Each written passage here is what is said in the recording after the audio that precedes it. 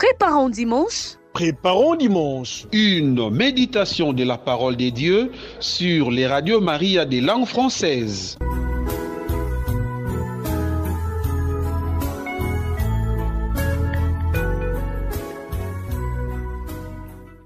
Noble peuple de Dieu, amis fidèles auditeurs de Radio Maria, espace francophone, Shalom à l'Irem et bienvenue à votre traditionnelle émission Préparons dimanche. La voix qui se fait jour à votre oreille n'est autre que celle de votre humble serviteur, l'abbé Léo Barthélemy Tilatila, directeur éditorial national de Radio Maria Cameroun. À présent, écoutons les lectures. Première lecture. Lecture du livre du prophète Isaïe. Chapitre 50, des versets 4 à 7. Le Seigneur mon Dieu m'a donné le langage des disciples pour que je puisse d'une parole soutenir celui qui est épuisé. Chaque matin, il éveille mon oreille pour qu'en disciple j'écoute. Le Seigneur mon Dieu m'a ouvert l'oreille et moi je ne me suis pas révolté. Je ne me suis pas dérobé. J'ai présenté mon dos à ceux qui me frappaient et mes joues à ceux qui m'arrachaient la barbe. Je n'ai pas caché ma face devant les outrages et les crachats. Le Seigneur mon Dieu vient à mon secours. C'est pourquoi je ne suis pas atteint par les outrages. C'est pourquoi j'ai rendu ma face dure comme pierre. Je sais que je ne serai pas confondu.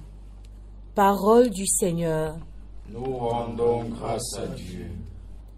Mon Dieu, pourquoi m'as-tu abandonné? Mon Dieu, pourquoi m'as-tu abandonné? Tous ceux qui me voient me bafouent, ils ricanent et hochent la tête. Ils comptaient sur le Seigneur qu'il le délivre, qu'il le sauve puisqu'il est son ami.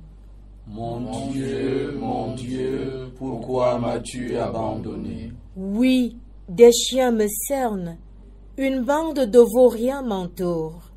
Ils me percent les mains et les pieds, je peux compter tous mes os. Mon Dieu, pourquoi m'as-tu abandonné? Ils partagent entre eux mes habits, ils tirent au sort mon vêtement. Mais toi, Seigneur, ne sois pas loin. Ô ma force, viens vite à mon aide. Mon Dieu, pourquoi m'as-tu abandonné? Ils partagent entre eux mes habits et tirent au sort mon vêtement. Mais toi, Seigneur, ne sois pas loin. Ô ma force, viens vite à mon aide. Mon Dieu, pourquoi m'as-tu abandonné? Tu m'as répondu, et je proclame ton nom devant mes frères. Je te loue en pleine assemblée. Vous qui le craignez, louez le Seigneur. Mon Dieu, pourquoi m'as-tu abandonné? Tu m'as répondu, et je proclame ton nom devant mes frères. Je te loue en pleine assemblée. Vous qui le craignez, louez le Seigneur. Mon Dieu, pourquoi m'as-tu abandonné?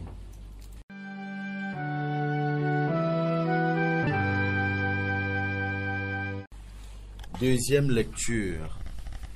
Lecture de la lettre de Saint Paul apôtre aux Philippiens, chapitre 2, versets 6 à 11. Le Christ Jésus, ayant la condition de Dieu, ne retint pas jalousement le rang qu'il égalait à Dieu. Mais il s'est anéanti, prenant la condition de serviteur, devenant semblable aux hommes. Reconnu homme à son aspect, il s'est abaissé, devenant obéissant jusqu'à la mort et à la mort de la croix. C'est pourquoi Dieu l'a exalté, il l'a doté du nom qui est au-dessus de tout nom, afin qu'au nom de Jésus, tout genou fléchisse au ciel, sur terre et aux enfers, et que toute langue proclame Jésus-Christ est Seigneur, à la gloire de Dieu le Père. Parole du Seigneur. Nous rendons grâce à Dieu. Gloire et louange à toi, Seigneur Jésus. Gloire et louange à toi, Seigneur Jésus. Pour nous, le Christ est devenu obéissant jusqu'à la mort et la mort de la croix. C'est pourquoi Dieu l'a exalté, il l'a doté du nom qui est au-dessus de tout nom. Gloire et louange à toi, Seigneur Jésus. Le Seigneur soit avec vous. Et avec votre esprit. Lecture de la Passion de notre Seigneur Jésus-Christ selon saint Luc. Quand l'heure fut venue, Jésus prit place à table et les apôtres avec lui. Il leur dit: J'ai désiré d'un grand désir manger cette Pâque avec vous avant de souffrir. Car je vous le déclare, jamais plus je ne la mangerai, jusqu'à ce qu'elle soit pleinement accomplie dans le royaume de Dieu. Alors, ayant reçu une coupe et rendu grâce, il dit: Prenez ceci et mangez entre vous, car je vous le déclare, désormais, jamais plus je ne boirai du fruit de la vigne, jusqu'à ce que le royaume de Dieu soit venu. Puis, ayant pris du pain et rendu grâce, il le rompit et le leur donna en disant: Ceci est mon corps donné pour vous. Faites cela en mémoire de moi. Et pour la coupe, après le repas, il fit de même en disant: Cette coupe est la nouvelle alliance en mon sang répandue pour vous. Et cependant, voici que la main de celui qui me livre est à côté de moi sur la table. En effet, le Fils de l'homme s'en va selon ce qui a été fixé. Mais malheureux cet homme-là par qui il est livré. Les apôtres commencèrent à se demander les uns aux autres quel pourrait bien être parmi eux celui qui allait faire cela. Ils en arrivèrent à se quereller. Lequel d'entre eux, à leur avis, était le plus grand? Mais il leur dit: Les rois des nations les commandent en maîtres, et ceux qui exercent le pouvoir sur elles se font appeler bienfaiteurs. Pour vous, rien de tel. Au contraire, que le plus grand d'entre vous devienne comme le plus jeune, et le chef comme celui qui sert. Quel est en effet le plus grand, celui qui est à table ou celui qui sert? N'est-ce pas celui qui est à table? Eh bien moi, je suis au milieu de vous comme celui qui sert. Vous avez tenu bon avec moi dans mes épreuves. Et moi, je dispose pour vous du royaume, comme mon Père en a disposé pour moi. Ainsi, vous mangerez et boirez à ma table dans mon royaume, et vous siégerez sur des trônes pour juger les 12 tribus d'Israël. Simon, Simon, voici que Satan vous a réclamé pour vous passer au crible comme le blé. Mais j'ai prié pour vous, afin que ta foi ne défaille pas. Toi donc, quand tu seras revenu, affermis tes frères. Pierre lui dit: Seigneur, avec toi je suis prêt à aller en prison et à la mort. Jésus reprit: Je te le déclare, Pierre, le coq ne chantera pas aujourd'hui avant que toi, par 3 fois, tu aies nié me connaître. Puis il leur dit: Quand je vous ai envoyé sans bourse, ni sac, ni sandales, avez-vous donc manqué de quelque chose? Ils lui répondirent: Non, de rien. Jésus leur dit: Eh bien maintenant, celui qui a une bourse, qu'il la prenne. De même, celui qui a un sac et celui qui n'a pas d'épée, qu'il vende son manteau pour en acheter une. Car, je vous le déclare, il faut que s'accomplisse en moi ce texte de l'Écriture. Il a été compté avec les impies. De fait, ce qui me concerne va trouver son accomplissement. Ils lui dirent: Seigneur, voici 2 épées. Il leur répondit: Cela suffit. Jésus sortit pour se rendre selon son habitude au mont des Oliviers, et ses disciples le suivirent. Arrivé en ce lieu, il leur dit: Priez pour ne pas entrer en tentation. Puis il s'écarta à la distance d'un jet de pierre environ. S'étant mis à genoux, il priait en disant: Père, si tu le veux, éloigne de moi cette coupe. Cependant, que soit faite non pas ma volonté, mais la tienne. Alors du ciel lui apparut un ange qui le réconfortait. Entré en agonie, Jésus priait avec plus d'insistance, et sa sueur devint comme des gouttes de sang qui tombaient sur la terre. Puis Jésus se releva de sa prière et rejoignit ses disciples qu'il trouva endormis, accablés de tristesse. Il leur dit : Pourquoi dormez-vous ? Relevez-vous et priez pour ne pas entrer en tentation. Il parlait encore quand parut une foule de gens. Celui qui s'appelait Judas, l'un des 12, marchait à leur tête. Il s'approcha de Jésus pour lui donner un baiser. Jésus lui dit : Judas, c'est par un baiser que tu livres le Fils de l'homme ? Voyant ce qui allait se passer, ceux qui entouraient Jésus lui dirent : Seigneur, et si nous frappions avec l'épée ? L'un d'eux frappa le serviteur du grand prêtre et lui trancha l'oreille droite. Mais Jésus dit : Restez-en là. Et, touchant l'oreille de l'homme, il le guérit. Jésus dit alors à ceux qui étaient venus l'arrêter : Grand prêtre, chef des gardes du temple et ancien, Suis-je donc un bandit pour que vous soyez venus avec des épées et des bâtons ? Chaque jour, j'étais avec vous dans le temple, et vous n'avez pas porté la main sur moi. Mais c'est maintenant votre heure et le pouvoir des ténèbres. S'étant saisis de Jésus, ils l'amenèrent et le firent entrer dans la résidence du grand prêtre. Pierre suivait à distance. On avait allumé un feu au milieu de la cour, et tous étaient assis là. Pierre vint s'asseoir au milieu d'eux.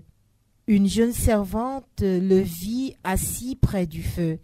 Elle le dévisagea et dit : Celui-là aussi était avec lui. Mais il nia. Non, je ne le connais pas. Peu après, un autre dit en le voyant : Toi aussi, tu es l'un d'entre eux. Pierre répondit : Non, je ne le suis pas. Environ 1 heure plus tard, un autre insistait avec force : C'est tout à fait sûr. Celui-là était avec lui, et d'ailleurs il est galiléen. Pierre répondit : Je ne sais pas ce que tu veux dire. Et à l'instant même, comme il parlait encore, un coq chanta. Le Seigneur, se retournant, posa son regard sur Pierre. Alors Pierre se souvint de la parole que le Seigneur lui avait dite : Avant que le coq chante aujourd'hui, tu m'auras renié 3 fois. Il sortit et dehors pleura amèrement. Les hommes qui gardaient Jésus se moquaient de lui et le rouaient de coups. Il lui avait voilé le visage et il l'interrogeait : Fais le prophète, qui est-ce qui t'a frappé ? Et il proférait contre lui beaucoup d'autres blasphèmes. Lorsqu'il fit jour, se réunit le collège des anciens du peuple, grands prêtres et scribes, et on amena Jésus devant leur conseil suprême. Ils lui dirent : Si tu es le Christ, dis-le-nous. Il leur répondit : Si je vous le dis, vous ne me croirez pas. Et si j'interroge, vous ne répondrez pas. Mais désormais le Fils de l'homme sera assis à la droite de la puissance de Dieu. Tous lui dirent alors : Tu es donc le Fils de Dieu ? Il leur répondit : Vous dites vous-même que je le suis. Ils dirent alors : Pourquoi nous faut-il encore un témoignage ? Nous-mêmes, nous l'avons entendu de sa bouche. L'assemblée tout entière se leva et on l'amena chez Pilate. On se mit alors à l'accuser. Nous avons trouvé cet homme en train de semer le trouble dans notre nation.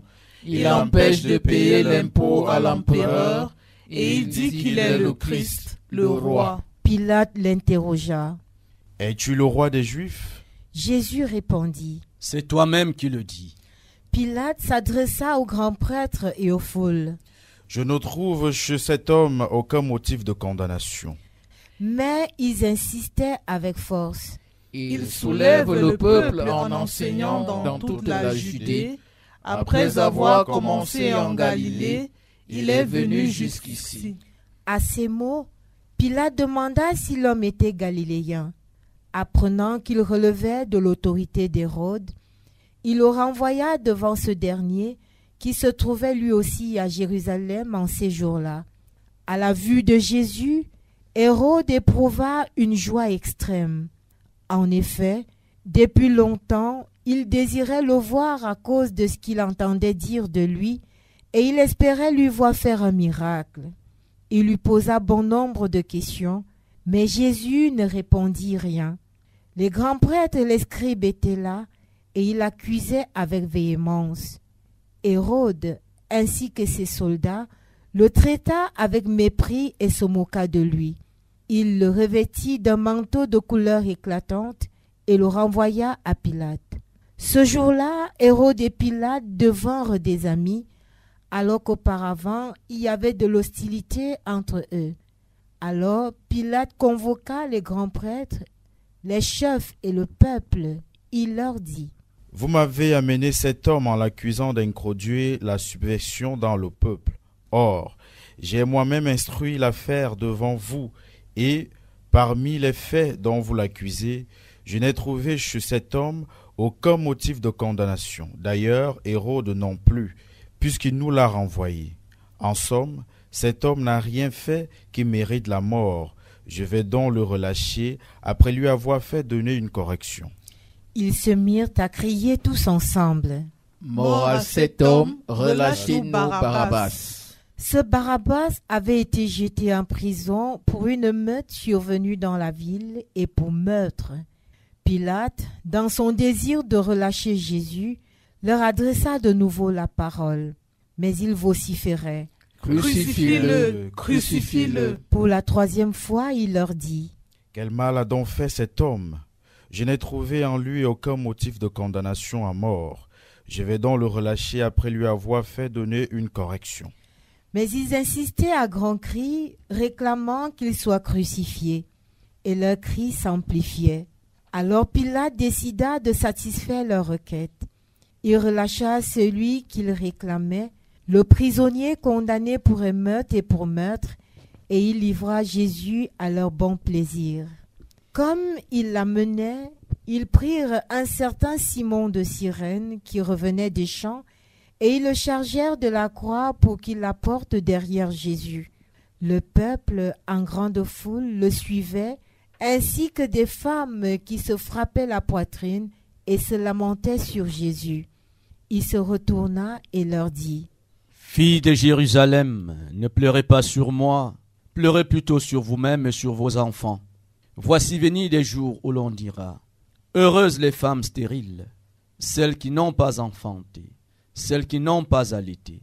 Alors on dira aux montagnes: Tombez sur nous, et aux collines: Cachez-nous. Car si l'on traite ainsi l'arbre vert, que deviendra l'arbre sec? Ils amenaient aussi avec Jésus 2 autres, des malfaiteurs, pour les exécuter. Lorsqu'ils furent arrivés au lieu dit, le crâne au calvaire, là ils crucifièrent Jésus avec les 2 malfaiteurs, l'un à droite et l'autre à gauche.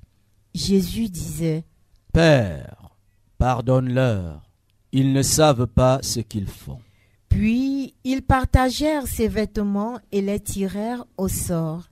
Le peuple restait là à observer. Les chefs tournaient Jésus en dérision et disaient: Il en a sauvé d'autres, qu'il se sauve lui-même, s'il est le Messie de Dieu, l'élu. Les soldats aussi se moquaient de lui. S'approchant, ils lui présentaient de la boisson vinaigrée en disant: Si tu es le roi des Juifs, sauve-toi toi-même. Il y avait aussi une inscription au-dessus de lui: Celui-ci est le roi des Juifs. L'un des malfaiteurs suspendus en croix l'injuriait: N'es-tu pas le Christ? Sauve-toi toi-même, et nous aussi. Mais l'autre lui fit de vifs reproches: Tu ne crains donc pas Dieu? Tu es pourtant un condamné, toi aussi, et puis, pour nous, c'est juste, après ce que nous avons fait. Nous avons ce que nous méritons, mais lui, il n'a rien fait de mal. Et il disait: Jésus, souviens-toi de moi quand tu viendras dans ton royaume. Jésus lui déclara: Amen, je te le dis, aujourd'hui, avec moi, tu seras dans le paradis. C'était déjà environ la 6e heure, c'est-à-dire midi. L'obscurité se fit sur toute la terre jusqu'à la 9e heure, car le soleil s'était caché. Le rideau du sanctuaire se déchira par le milieu. Alors Jésus poussa un grand cri. Père, entre tes mains, je remets mon esprit. Et après avoir dit cela, il expira.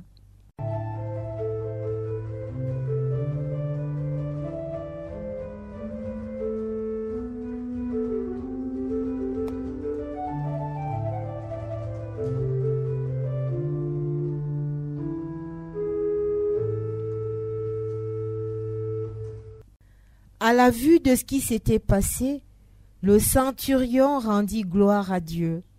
Celui-ci était réellement un homme juste. Et toute la foule des gens qui s'étaient rassemblés pour ce spectacle, observant ce qui se passait, s'en retournaient en se frappant la poitrine. Tous ses amis, ainsi que les femmes qui le suivaient depuis la Galilée, se tenaient plus loin pour regarder. Alors arriva un membre du conseil nommé Joseph. C'était un homme bon et juste qui n'avait donné son accord ni à leur délibération ni à leurs actes. Il était d'Arimathie, ville de Judée, et il attendait le règne de Dieu. Il alla trouver Pilate et demanda le corps de Jésus. Puis il le descendit de la croix, l'enveloppa dans un linceul et le mit dans un tombeau taillé dans le roc où personne encore n'avait été déposé. C'était le jour de la préparation de la fête et déjà brillaient les lumières du sabbat. Les femmes qui avaient accompagné Jésus depuis la Galilée suivirent Joseph. Elles regardèrent le tombeau pour voir comment le corps avait été placé. Puis elles s'en retournèrent et préparèrent aromates et parfums. Et durant le sabbat, elles observèrent le repos prescrit. Acclamons la parole de Dieu. Louange à toi, Seigneur Jésus.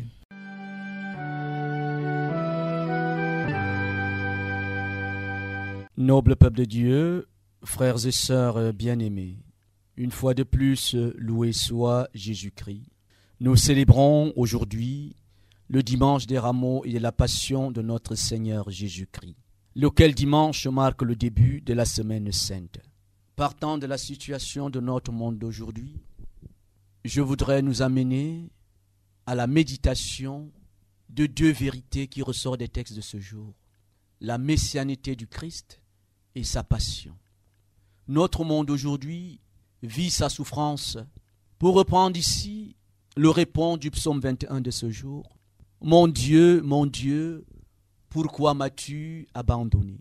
Ce cri de détresse est le cri de détresse qui s'élève des cœurs des enfants de cette terre de nos jours. Les guerres, la haine, le sang qui coule, la violence sous toutes ses formes, les discriminations, le racisme, la xénophobie, l'amour des richesses, la convoitise, la jalousie, la méchanceté gratuite. Voilà dans quel contexte ce cri perce les cieux, traverse notre personne en direction de Dieu. C'est l'homme contemporain qui crie, c'est l'homme d'aujourd'hui. Mais là, l'Église, notre mère, en ce jour, nous donne l'occasion de trouver une issue à travers la liturgie de ce jour, de trouver un repère, de trouver un appui, de trouver un refuge sûr. Question de mieux nous orienter, question de retrouver notre espérance, de raviver notre espérance. L'entrée de Jésus à Jérusalem n'est autre que l'expression de sa royauté comme Messie. Mais de quel roi s'agit-il? De quel Messie s'agit-il? Qu'est-ce qui le caractérise? Lui, Jésus, notre Messie. Deux vertus, le service et l'humilité. Voilà ce qui caractérise notre roi, notre maître, et qui nous invite à nous mettre à son école. Servitude et grandeur. L'humilité précède la gloire. Et les rameaux qui sont brandis lors de son passage sont synonymes de la victoire et de la paix. Puisqu'en route vers Pâques, ces rameaux, synonymes de victoire et de paix, nous annoncent déjà l'espoir en la promesse du salut. Parlant aussi de ce dimanche comme dimanche de la Passion, se donne à nous la préparation au sacrifice, car à travers cette célébration, nous sommes déjà introduits dans la passion et la souffrance de Jésus, une manière de nous rappeler le prix de notre salut, La première lecture fait état du serviteur souffrant à travers le prophète Isaïe, dont le nom signifie Dieu sauve. Nous voyons donc l'image du serviteur souffrant, qui est pour nous le disciple modèle. Ici, la souffrance est acceptée avec foi, c'est-à-dire comme un abandon entre les mains de Dieu. Et dès lors, la dite souffrance revêt une valeur salvifique. Une souffrance portée avec foi, convaincue de n'être pas seul. Une souffrance qui nous amène à nous appuyer sur Dieu et non pas à nous retourner sur nous-mêmes, mais ouverte à Dieu, ouverte à la lumière divine, revêt donc un caractère salvifique et non plus un caractère de damnation. Je sais que je ne serai pas confondu. Une invitation donc à la confiance, la fidélité à Dieu malgré l'adversité, confiance totale en Dieu, même en face des tribulations, des persécutions. Ce texte prophétique, il faut le dire, trouve son accomplissement ultime en la personne de Jésus-Christ, qui incarne dans la lecture de la Passion de ce jour ce serviteur souffrant, nous montrant ainsi comment répondre à l'appel divin avec amour et abnégation malgré les tempêtes de la vie. Quant au psaume qui remet sur nos lèvres le cri de détresse de l'homme de ce jour, ce serviteur souffrant, nous montrant ainsi comment répondre à l'appel divin avec amour et abnégation malgré les tempêtes de la vie et l'illusion d'abandon.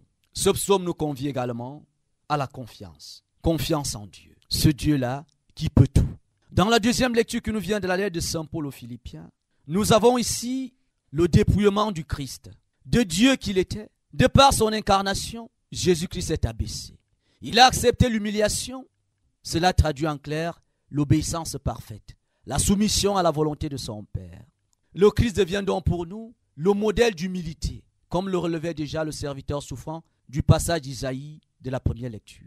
L'abaissement de Jésus nous apprend ce qui suit, que l'abandon de soi conduit à la vie véritable et à la gloire par la grâce divine. Il se donne à nous ici une théologie de la rédemption, parce que ce passage résume le cœur même de l'évangile, où l'amour sacrificiel du Christ ouvre la voie du salut de tous. Nous faisons donc contempler le mystère du Christ, frères et sœurs, ce dimanche, comme valeur à cultiver, le service, l'effacement, j'allais dire l'humilité. Voilà des valeurs sûres. Et autre chose, la souffrance n'est pas une damnation. Les épreuves ne sont pas une fatalité, encore moins les tribulations. Jésus, l'homme des douleurs, nous a ouvert la voie et nous fait comprendre la valeur salvatrice de la souffrance. Quand la souffrance passe de la damnation au salut, elle passe au salut si et seulement si notre souffrance s'ouvre à Dieu. Mais si elle se referme sur nous-mêmes, notre souffrance n'a plus d'issue. Il n'y a plus une lueur d'espérance. Mais du moment où elle est ouverte à Dieu, alors là, la lumière divine transforme notre souffrance en moment de joie, transforme notre souffrance en salut. Et là, notre souffrance devient donc rédemptrice. Voilà, noble peuple de Dieu, le message à nous adressé par notre Seigneur ce dimanche des Rameaux et de la Passion qui nous introduit à la Semaine Sainte. Loué soit Jésus-Christ. À jamais. Frères et sœurs, noble peuple de Dieu, bon dimanche des Rameaux et de la Passion de notre Seigneur Jésus-Christ. Pour vous servir, votre humble serviteur, l'abbé Léo Barthélemy Tilatila, directeur éditorial national de Radio Maria Cameroun. Le Seigneur soit avec vous et que Dieu Tout-Puissant vous bénisse, le Père, le Fils et le Saint-Esprit. Amen. C'était Préparons dimanche. Une méditation de la parole de Dieu sur les radios Maria des langues françaises. Prochain rendez-vous, samedi à la même heure sur la même fréquence. Radio